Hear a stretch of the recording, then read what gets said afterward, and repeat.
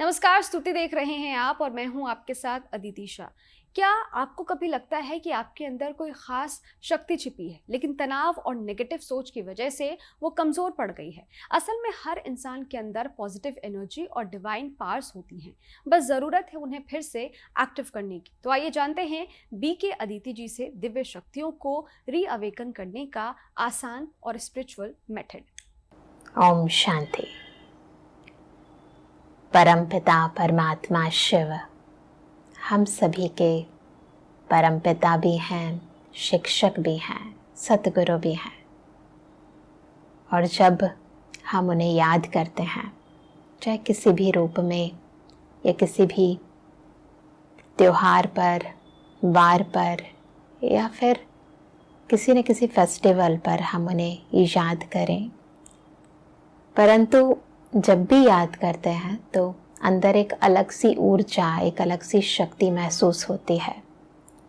और उसका एकमात्र कारण है कि हम सभी उस शिव की शक्ति हैं ना, जिसे हम कहते हैं शिव शक्ति। और जब इस बात का बोध होता है कि हम उसकी संतान हैं, तो अंतर की जो सुषुप्त ऊर्जाएं हैं वो स्वतः जागृत होने लगते हैं। सुषुप्त इसलिए क्योंकि कई बार हम चर्चा में ज़रूर लेकर आते हैं, समझते भी हैं, लेकिन प्रैक्टिकल फॉर्म में या कहें इमर्ज रूप में विभिन्न कार्य में, व्यवहार में, संबंधों में उनका प्रयोग नहीं करते हैं। और जिस पल हमें इन शक्तियों का बोध होता है और इनका प्रयोग, अनुभव, एक्सपीरियंस अपनी लाइफ में हम करने लगते हैं, तो इनका विकास होने लगता है। और तब दुनिया की तमाम शक्तियाँ, जिनको हम अभी तक यही समझते आए हैं कि अगर वो हैं तो हम इस दुनिया में बहुत कुछ कर सकते हैं। जैसे शक्तियों की बात होती है तो सबसे पहले बात आती है मनी पावर की, जिसके पास पैसा है वो सब कुछ कर सकता है। फिर फिजिकल स्ट्रेंथ की भी बात आती है ना, जिसके पास अपनी शारीरिक शक्ति है वो बहुत कुछ कर सकता है। फिर कहीं पोस्ट पोजीशन की भी शक्ति होती है। और आज की दुनिया में तो एलिमेंट्स की भी शक्ति है। सौर ऊर्जा को, वायु की ऊर्जा को भी हम कार्य में लाते हैं। और एटॉमिक ऊर्जा तो हम देख ही रहे हैं। तो जो इन आँखों से दिखाई देते हैं, जिनकी लिमिटेशन है, उनकी बात हम करते हैं और उन पर आधारित भी हम रहते हैं। और वो ना हो तो हम कंप्लेंट भी करते हैं, ऐसा ही है। और इसके अलावा जो ईश्वरीय ऊर्जाएं हैं, परमात्मा द्वारा प्रदत्त जो शक्तियां हैं, जिसमें मुख्य तौर पर समय की शक्ति, श्वासों की शक्ति, संकल्प की शक्ति, बुद्धि की शक्ति, शांति की शक्ति, प्रेम की शक्ति, ऐसी अनंत शक्तियां हैं, जिसमें सबसे मुख्य शक्ति जो मुझे फील होती है वो है पवित्रता की शक्ति, सत्य की शक्ति। जब ये शक्ति इंसान के साथ होती है तो इंसान असंभव को संभव कर सकता है। या यूं कहें कि जहां ये लिमिटेड ऊर्जाओं की शक्ति खत्म होती है, वहां उस अनलिमिटेड, उस बेहद पिता परमात्मा की शक्तियां प्रारंभ होती हैं।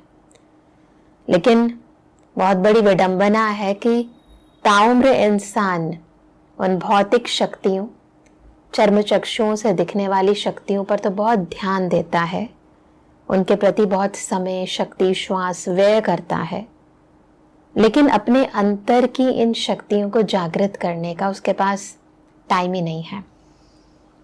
या यूं कहें कि हमें क्योंकि अपने जीवन में इनका कभी अनुभव ही नहीं है, तो हम इसके लिए कोई पुरुषार्थ करते ही नहीं हैं। और जब हम अक्सर हमारे यहाँ जब भाई बहनें आते हैं और उन्हें कहते हैं कि अंतर की शक्तियों को जागृत करो, तो कहते हैं कि मन एकाग्र होता ही नहीं है। और डेफिनेटली अगर कोई काम आपसे होता ही नहीं है तब उसको छोड़ देते हो। है ना। और यही होता है कि थोड़े दिन आने के बाद कई बार हम योग लगाना, मेडिटेट करना छोड़ देते हैं, परंतु बहुत ज़रूरी है सबसे पहले इनके महत्व को समझना। दूसरी बात, अगर एक बार कोई चीज़ नहीं होती, क्योंकि ये इंसान की एक फितरत है कि जब उससे वो काम नहीं होता तो वो दूसरे पर दोषारोपण करने लगता है।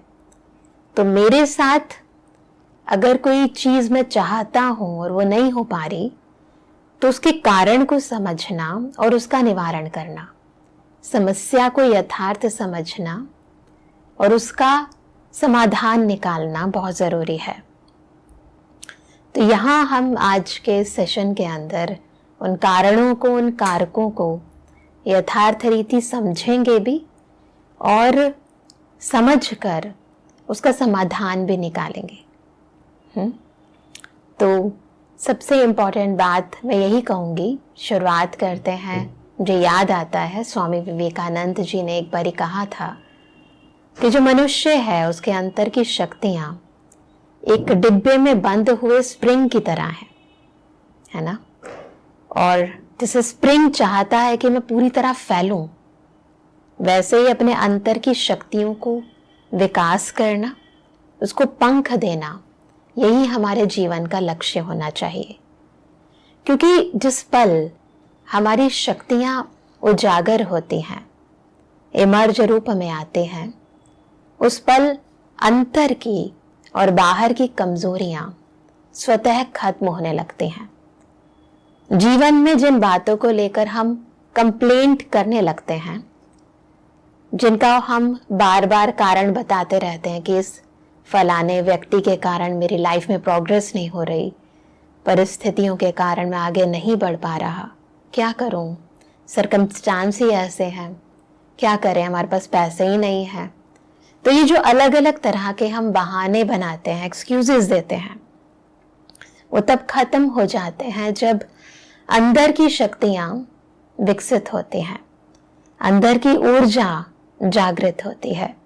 इसलिए कमजोरियों का बखान करने में और बार बार अपने जीवन में शिकायत करने में अपना समय, शक्ति, श्वास व्यर्थ गंवाना एक्चुअली में व्यर्थ है।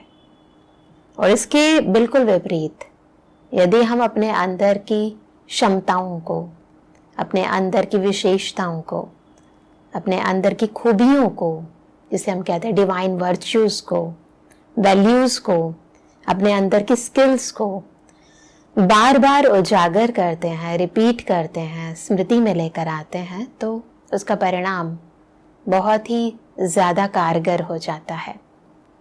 और इसका एक बहुत अच्छा एग्जाम्पल श्रीमद् भगवद गीता में दिया जाता है कि जब अर्जुन हताश हो जाते हैं, अपने अंदर की कमज़ोरियों को बताने लगते हैं, तो उसे श्रीमत दी जाती है।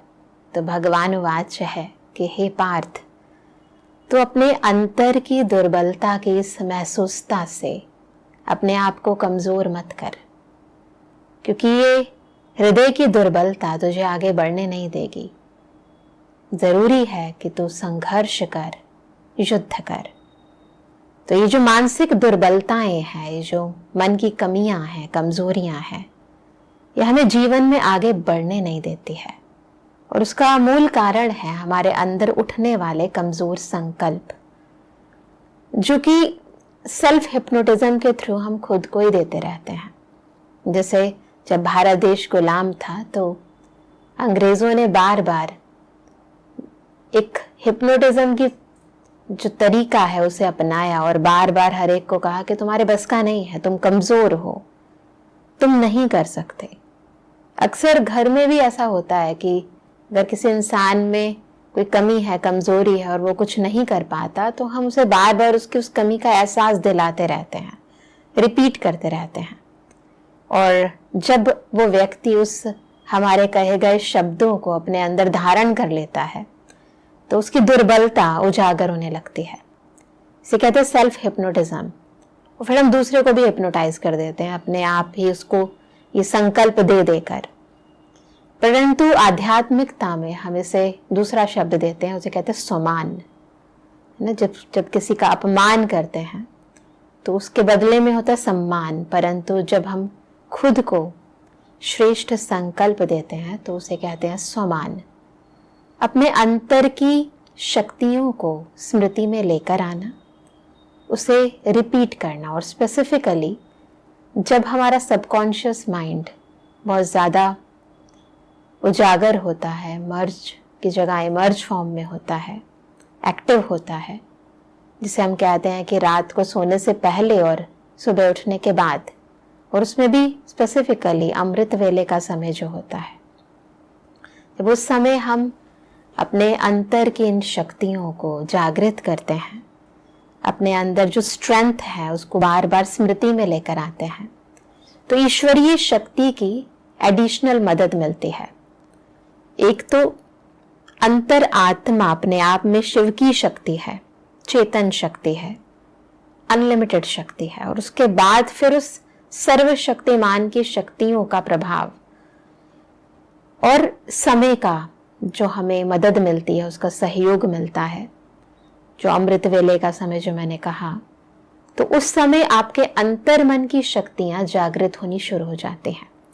तो यदि आप अपने जीवन में हताश हैं, परेशान हैं, परिस्थितियां हावी होती नजर आ रही हैं, बार बार मन करता है कि सुसाइड कर लूं, या एंजाइटी फील कर रहे हैं, या डिप्रेशन में है, टेंशन में है, तो ये जो मानसिक अवरोध हमारी लाइफ में आ गए हैं, जिसके कारण हम आगे बढ़ नहीं पा रहे, और बढ़ने के लिए या यूं कहें संघर्ष करने के लिए हमारे अंदर सामर्थ्य नहीं है, क्योंकि हमने जो रील घुमाई वो उल्टे डायरेक्शन में, खुद को गलत सम्मान दिया, मैं नहीं कर सकती, फिर दूसरे ने कहा तुम नहीं कर सकते, तुम्हारे बस का नहीं है। तो ये जो नेगेटिव थॉट्स हमारे अंदर बार बार रिपीटेडली आते रहे, उसके कारण जो मन में डिप्रेशन आ गया, और उसके बाद जो कमजोरी के कारण कमजोर संकल्प उत्पन्न होने लगे हैं, इसको हम बिल्कुल उल्टा करते हैं। हम अमृत वेले और रात को सोने से पहले कुछ विशेष संकल्प करते हैं। क्या संकल्प? मैं शक्तिशाली हूं, मेरे भीतर असंभव को संभव करने की सर्व शक्तियां विद्यमान है। इस संसार में कुछ भी ऐसा नहीं है जो मैं नहीं कर सकती। स्वयं सर्वशक्तिमान परमपिता परमात्मा हर पल मेरे साथ है। मुझ में हर बिगड़ी को बनाने की, हर प्रतिकूल समस्या को, परिस्थिति को अनुकूल बनाने की सर्व क्षमताएं मौजूद हैं। खुद को बार बार सम्मान दें, खुद को बार बार रिवाइज कराएं, रियलाइज कराएं कि यस मैं ये कर सकती हूं। तो जब जब आप इस पॉजिटिव संकल्प को अपने भीतर स्वीकार करेंगे, इसको अपने अंदर समाएंगे, आप देखेंगे कि आपके अंतर में स्वतः, है ना, एक होता है मानसिक परिवर्तन पॉजिटिव थॉट्स के कारण, फिर दूसरा है फिजिकल बॉडी के अंदर भी कई तरह के सकारात्मक परिवर्तन होने लग जाएंगे, क्योंकि बॉडी जो है वो रिस्पॉन्ड करती है हमारे मन के संकल्पों को। मन के संकल्प आत्मा में उत्पन्न होते हैं, और हमें पता है कि ब्रेन, उसमें सारी बॉडी का कंट्रोल रूम है ना, ब्रेन हमारा, और आत्मा इसी ब्रेन में हाइपोथैलेमस और पिट्यूटरी ग्लैंड के बीच में विद्यमान है। और जब हम पॉजिटिव थॉट मन में उत्पन्न करते हैं, जो कि आत्मा की ही एक शक्ति है, तो उसका जो प्रभाव है संपूर्ण मस्तिष्क पर और मस्तिष्क के द्वारा संपूर्ण देह पर पड़ने लगता है। तो बॉडी में भी बहुत सारे सकारात्मक परिवर्तन आने लगते हैं, है ना। हमारे आंतरिक ऊर्जा का प्रभाव हमारे देह द्वारा प्रकट होने लगता है।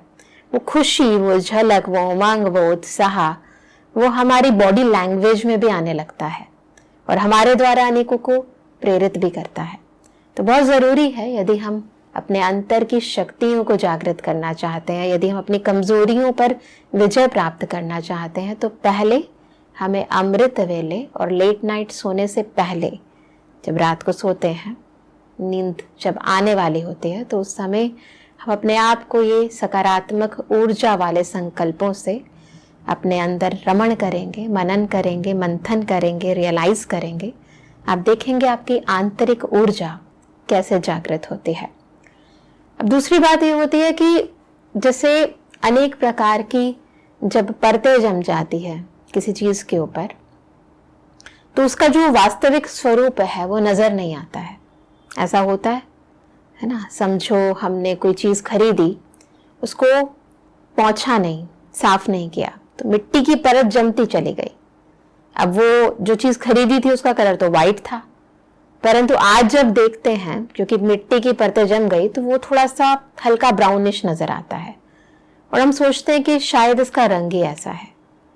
परंतु जिसने उसे बनाया है या जिसने सबसे पहले उसे खरीदा है वो जानता है कि इसका कलर वाइट है ना, ये ऑफ वाइट नहीं है, ये ब्राउनिश नहीं है। तो ये बात समझना है कि बहुत सारी कवरेज जो हम अपने ऊपर जमा कर रखते हैं, वो सारी परतें जो जमा कर रखते हैं, किस तरह की परतें, कैसे जम जाते हैं ये परतें। क्योंकि जब हम पैदा हुए थे तो हम ऑप्टिमिस्टिक ही थे। हर इंसान में ऊर्जा होती है और उस ऊर्जा को बेस्ट पॉसिबल वे में यूज करना चाहता है। परंतु जब आपकी ऊर्जा जहां हम लगाते हैं उस चीज के बीच में अवरोध पैदा होने लगते हैं तो हम कई बार कॉम्प्रोमाइज कर लेते हैं, फिर हम डिपेंडेंट हो जाते हैं, आधारित हो जाते हैं, जिसको हम अलग शब्दों में कहेंगे कि हम दूसरों से एक्सपेक्टेशन करने लग जाते हैं, कि उम्मीदें बंध जाती हैं। और जब वो लोग हमारी उम्मीदों पर खरे नहीं उतरते तो हम दुखी हो जाते हैं, और जब हम दुखी हो जाते हैं तो हम कुछ कर ही नहीं पाते। तो बहुत लोगों से जब हम उम्मीद रखते हैं, है ना, तो ये उम्मीदें जब हमें दुख देती हैं, ये बात ध्यान रखेंगे, जहां उम्मीद होगी वहीं दुख होगा, है ना। तो इसीलिए अगर हम चाहते हैं कि अपने अंतर की इन परतों से हम बाहर निकलें, तो उसमें एक बहुत इंपॉर्टेंट फैक्टर है ये एक्सपेक्टेशन, जो हम कई बार परायों से तो नहीं पर अपनों से बहुत रखते हैं। तो जब हम इन एक्सपेक्टेशंस के दायरे के अंदर, इस लूप के अंदर चले जाते हैं, तो फिर इंसान ऊपर उभर नहीं पाता है। मैंने बहुत सारे लोगों को देखा है कि जब उनके बच्चे उनकी उम्मीदों पर खरे नहीं उतरते हैं, है ना, सोचते हैं कि बड़े हो जाएंगे तो ये करेंगे वो करेंगे, तो वो खुद भी अपने जीवन में हताश हो जाते हैं। क्योंकि वो तो सोच रहे थे ना कि अब जब बड़े हो जाएंगे तो वो मेरा काम करेंगे, अब वो तो नहीं कर रहे।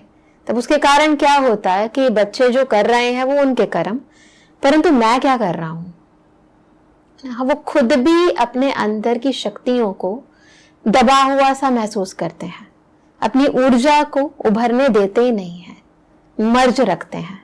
क्योंकि उन्होंने ऑलरेडी प्रोग्रामिंग कर रखी है अपने माइंड के अंदर कि नहीं, उनको करना चाहिए था, अब वो नहीं कर रहे तो कोई भी नहीं कर रहा है, मैं खुद भी नहीं कर रहा हूं। तो ये जो परत है ये हमारी आंतरिक शक्ति को कहीं ना कहीं दबा देती है ना।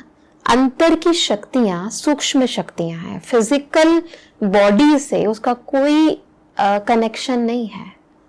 फिजिकल बॉडी भी एक इंस्ट्रूमेंट की तरह है जिसके द्वारा हम अपनी शक्तियों को बाह्य वातावरण में या समाज में या कर्मों के द्वारा हम उजागर करते हैं। परंतु सटल शक्तियां किसी भी बाह्य वातावरण के या इस देह के बंधन में नहीं है, क्योंकि वो चेतन है।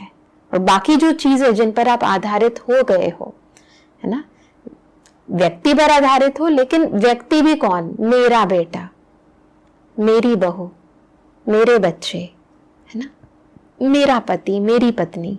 तो ये जो मैं और मेरापन है ये एक्चुअली में मैलापन क्रिएट करता है। और ये जो हद के दायरे हैं मेरे वाले कि उन्हें ऐसा करना चाहिए, ये आपके अंदर के दुख का कारण बनते हैं। और वो दुख आपके अंदर के सुख को मर्ज कर देता है। और जब सुखद अनुभूति नहीं है जीवन के अंदर तो आप कुछ कर नहीं पाते हो, उमंग, उत्साह, खुशी गायब हो जाती है। तो फिर जैसे नीरस सा जीवन हो जाता है, बेजान सा जीवन होता है। जीवन है परंतु उसके अंदर कोई रंग नहीं है, बेरंग सा जीवन होता है ना। तो बहुत जरूरी है कि हम अपने अंतर की सुषुप्त शक्तियों को जागृत करें, रखें, इमर्ज फॉर्म में रखें, निराधार रखें, है ना। कोई व्यक्ति कुछ करे तो मैं खुश हूं, ऐसा नहीं होना चाहिए। वो मेरी शक्तियाँ हैं, मैं इंडिपेंडेंट हूँ और शक्तियाँ भी इंडिपेंडेंट ही हैं। इस बात को हमें समझना है। दूसरी बात, अक्सर हम अपने पास्ट में जो किए गए कर्म है उनके गिल्ट में जीते हैं।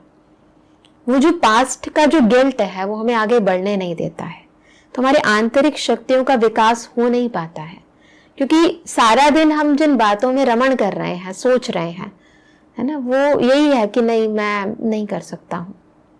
पास्ट के फेलियर्स जो हैं, बीती का जो, जिसे हम कहते हैं अक्सर भूतकाल, बीती का जो चिंतन है, और चिंतन भी नहीं कहेंगे, हम कहेंगे चिंता, है ना, ये जो हमारी आंतरिक चिंताएं हैं ये हमें आगे बढ़ने नहीं देती हैं।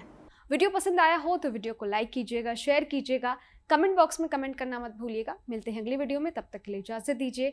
देखते रहिए स्तुति मेरे यानी अदिति शाह के साथ। शुक्रिया। क्या आप जानते हैं श्री कृष्ण ही काली है?